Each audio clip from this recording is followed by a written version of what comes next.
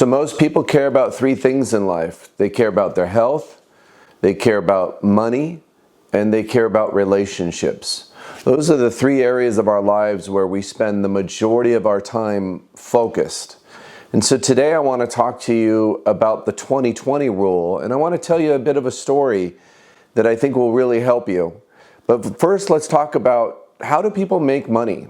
You know, there's a Gallup poll out that says upwards of between 60 and 70% of Americans wish they could start their own business to gain financial independence. And I talk a lot about money and health and relationships. Those are the three areas that I write my books about.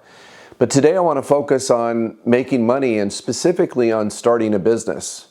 Now, it's reported that about 8 to 9% of Americans are actually self-employed. So we know if we want to gain financial independence and actually secure our financial futures, stands a good chance that we're going to have to learn how to start a business, especially when so many Americans and just people around the world want to do that. But here is the 20/20 rule that I want to share with you.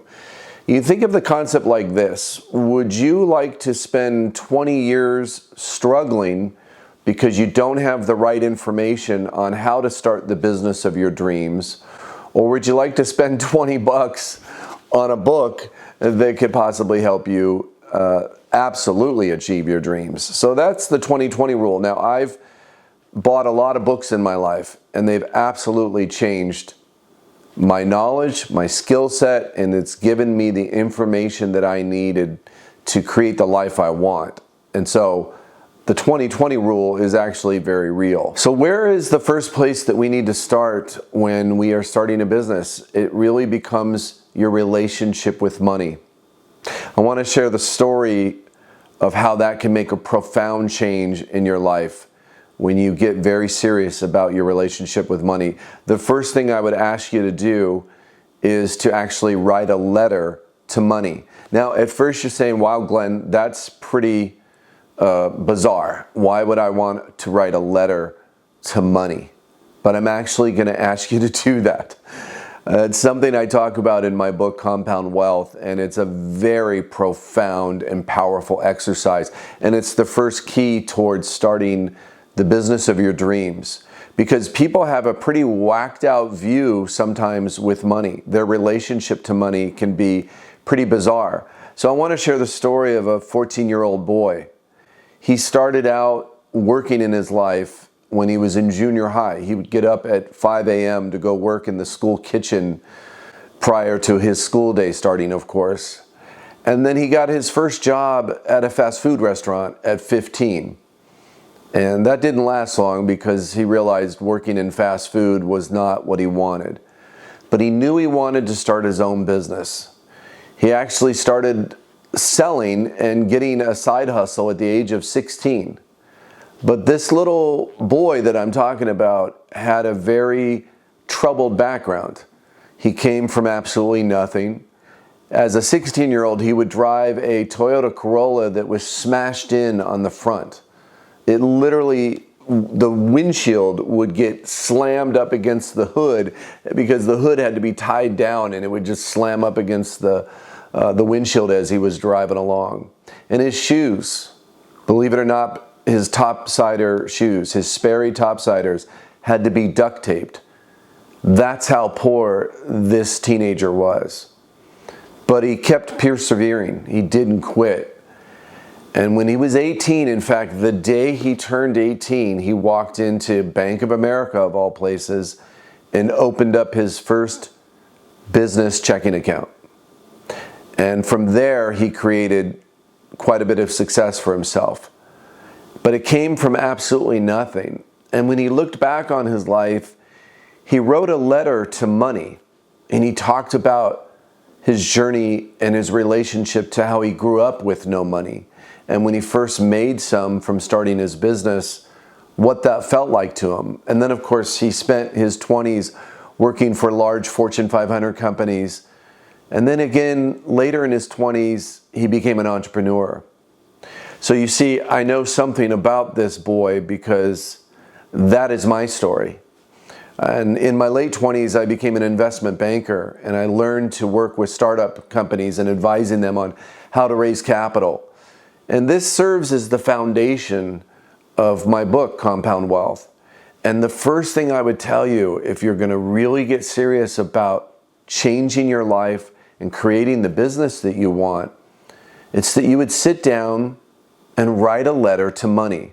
It's actually the first thing we do in chapter 1 is we write a letter. And that letter starts out with your journey in life. But specifically, you'll find when you start writing this letter that you're going to look at periods of your life where you didn't manage money well. Perhaps times when you disrespected money. Maybe there were times in your life where you couldn't stop spending money. You had to keep up with friends. You had to have that nice car or that nice purse or all those fancy clothes or all the latest gadgets because you wanted to feel accepted or you wanted to feel like you were engaged in life. And a lot of us fall victim to that. We can't delay our gratification, so we're constantly spending money. I know Tux doesn't have that problem. If we could all just be cats in life, our lives would be so much simpler. But the challenge to get a hold of your relationship to money is the foundation for starting your business. From going from paycheck to paycheck, from struggling. Maybe you've had a dream for a lot of years. You've wanted to start a business and you've had ideas, but you don't know where to start. And so my book is going to help you actually understand, how do you start your own business? How do you create a product or a service? How do you bring it to the marketplace? How do you get it capitalized? But before you do any of that, you got to find out what your relationship to money is like. Are you able to start a budget? Are you able to be disciplined? Can you just live for your basic needs and delay gratification? What is your view towards investing money? There's so many factors that go into securing our financial futures and becoming financially independent. And it's not only the American dream, but people worldwide. We all want to start a business. We want that sense of independence. We want to be able to have unlimited earnings. But there's so many factors that go into starting a business. And it starts with key number 1, sitting down and writing a letter and talking to money, actually writing a love letter. So imagine money is the person you're in love with. What would you say to money? What would you talk about? What would be your views of it? Do you respect it? Do you get it and then spend it? Are you good at saving it? Are you good at budgeting it? Are you good at planning with it? Or are you pretty reckless?